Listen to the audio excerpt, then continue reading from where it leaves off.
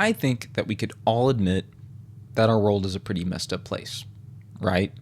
There's evil thoughts, sexual immorality, theft, murder, adultery, coveting, wickedness, deceit, sensuality, envy, slander, pride, and foolishness, which are just a few things that Jesus even used in Mark 7:21 through 22 to describe the sinful behavior that people participate in.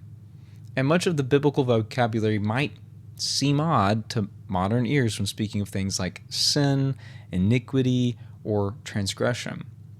Iniquity is described as behavior that's crooked, while transgression refers to breaking trust. Then there's the word sin, which is the most common of these types of words in the Bible. But what exactly is sin, and why does it matter? That is what we are exploring in today's episode of Grafted Theology. What is sin? In the Bible, the word sin comes from the Hebrew word kata and the Greek word hamartia. The most basic meaning of the word kata is to fail or miss the goal. Similarly, the Greek word hamartia means to miss the mark or err. For example, in Judges 20:16, when the Israelite tribe of Benjamin trained a small army of slingshot experts, they could sling a stone at a hair and not kata, that is, to fail or miss. That's a pretty accurate shot, right? And Proverbs 19:2 warns against making hasty decisions because you're likely to kata your way, that is, to miss your destination. So sin is essentially missing the goal or the failure to hit the mark. But what's the goal or mark, right? Well, as we have discussed in the previous series on the doctrines of man, we were made to be God's image bearers. Essentially, humanity's role is both to be like God and to represent Him, effectively being an image that reflects, displays, and communicates God's nature while also serving as stewards of His creation. Failing to hit the mark, or sin, in the context of being God's image bearers, is intrinsically connected to the failure to abide by God's greatest commandments: to love God with all of ourselves and to love others as ourselves. These commandments encapsulate the essence of our purpose, and sin, in this context, can be seen as a deviation from the divine directive to express love towards God and others. I think this perspective is evident in the well-known code of conduct provided to the Israelites, the 10 Commandments. Half of these commandments highlight ways one can fall short in loving God, while the other half points to ways to fail in loving fellow humans. Also, in the Bible, sin against individuals is considered sin against God. So you can see these as always basically sinning against God. When we fail to conform to or explicitly oppose God's standards in our thoughts, attitudes, speech, or actions, either by acting wrongly or failing to act rightly, we aren't loving God or reflecting His character. 1 John 3:4 says, "Everyone who makes a practice of sinning also practices lawlessness. Sin is lawlessness." So sin, as it says, is lawlessness. It's going rogue from God's ways and intended purposes. Every person has been affected by sin, and its effects are unavoidable. Even Jesus, who was sinless and committed no sin, was still affected by sin. Jesus was crucified by sinful people and took on the sin of the world and became sin for us so we might become the righteousness of God, as 2 Corinthians 5:21 says. In Scripture, we also see that there are different types of sinful desires that the world offers that fall into 3 categories. 1 John 2:16 says, "For all that is in the world, the desires of the flesh, the desires of the eyes, and pride of life, is not from the Father, but is from the world." These desires or lusts are of the flesh, the eyes, and pride of life. That word is often interchanged in different translations, and they are not from God, but from the world. They are opposed to him and his ways. The word desires or lusts in of itself relate to passionate longing, which can be positive or negative, depending on where that desire is directed. Is our passionate longing directed towards God and what's pleasing to him in accordance to his will? Or is it selfishly directed to ourselves, to what is forbidden and against his will? And that's what we're seeing here, desires that are opposed to God. That's what sin is. So we have desires or lusts of the flesh. Well, what is that? This refers to sinful desires or cravings related to the physical and sensual aspects of life.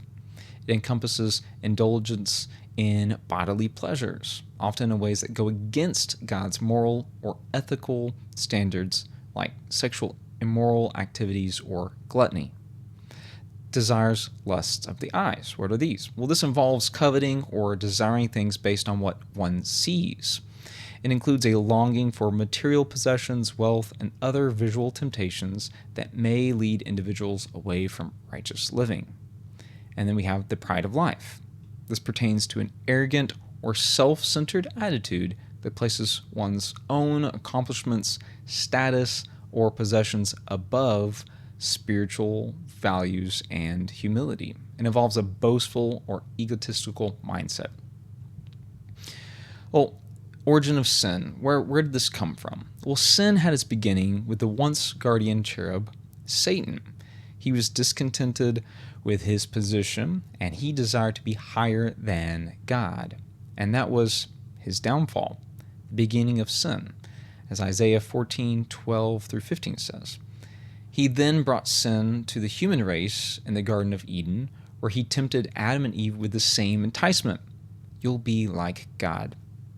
Genesis 3:6 says, So when the woman saw that the tree was good for food, and that it was a delight to the eyes, and the tree was to be desired to make one wise, she took of its fruit and ate, and she also gave some to her husband who was with her, and he ate.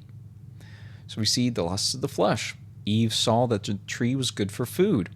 Lusts of the eyes. It was a delight to the eyes. And the pride of life. It was a tree to be desired to make one wise. The Israelites in the wilderness, during their journey to Egypt, to the promised land, also experienced these three types of temptations. So, the lusts of the flesh. The Israelites complained and prioritized their immediate physical needs and comforts they enjoyed in Egypt. You can see this in Exodus 16:2-3 and Numbers 11:4-6, rather than trusting God's provision and plan. Then we have the lust of the eyes. The Israelites were tempted by visual allurements when the people became impatient and crafted a golden calf. They desired a tangible and visually appealing object to worship instead of remaining faithful to the invisible God who led them out of Egypt. And then we have the pride of life. At various points in their journey, the Israelites exhibited pride and rebellion against God's leadership. The rebellion of Korah, Dathan, and Abram against Moses and Aaron in Numbers 16 are examples where pride and lack of humility were evident among the people. Similarly, we see that Jesus was even tempted by these three categories in the desert, yet was without sin. Again, lust of the flesh. Satan tempts Jesus to turn stones into bread, appealing to his physical hunger after fasting for 40 days. That's a long time. Jesus turning stones into bread wouldn't be sinful in of itself. Just that act of turning them isn't sinful, as he had the ability to perform these kinds of miracles. The issue is that God had allowed the Spirit-led period of 40 days of testing in the wilderness. This was a Spirit-prompted event. God had a purpose and design for this period of time that required Jesus' absolute trust and dependence on him, on the Father. Satan wasn't merely suggesting that Jesus satisfy his hunger. He was tempting Jesus to doubt the provision and purpose of his Father and to act outside of them. Then we had the lust of the eyes. Satan took Jesus to the high mountain and shown him all the kingdoms of the world, offering them in exchange for worship. Then we have the pride of life. Satan challenges Jesus to throw himself down from the pinnacle of the temple, quoting scripture and suggesting that the angels will save him. This temptation targets the pride of life by encouraging a spectacular display of divine protection that could lead to self-glorification. The beautiful thing is that Christ, our high priest, didn't falter but resisted temptation and could relate to us. I think it's also important to note that Jesus used scripture when combating Satan. Hebrews 4:15 through 16 says, "For we do not have a high priest who is unable to sympathize with our weakness, but one who in every respect has been tempted as we are, yet without sin.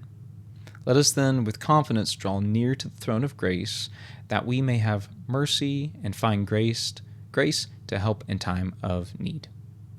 And God is faithful in providing a way for us to escape when we are being tempted. As 1 Corinthians 10:13 says, "No temptation has overtaken you that is not common to man." God is faithful, and he has not let you be tempted beyond your ability. But with the temptation, he will also provide the way of escape, that you may be able to endure it. So God always provides a way for us to escape from these temptations.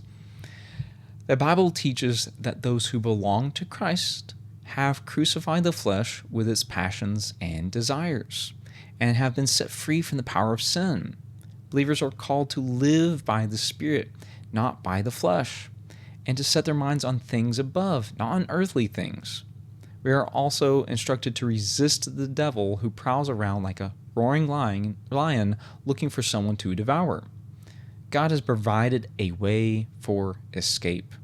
By abiding in God's ways and through the power of the Holy Spirit, we can overcome the lusts of the flesh, the lusts of the eyes, and the pride of life.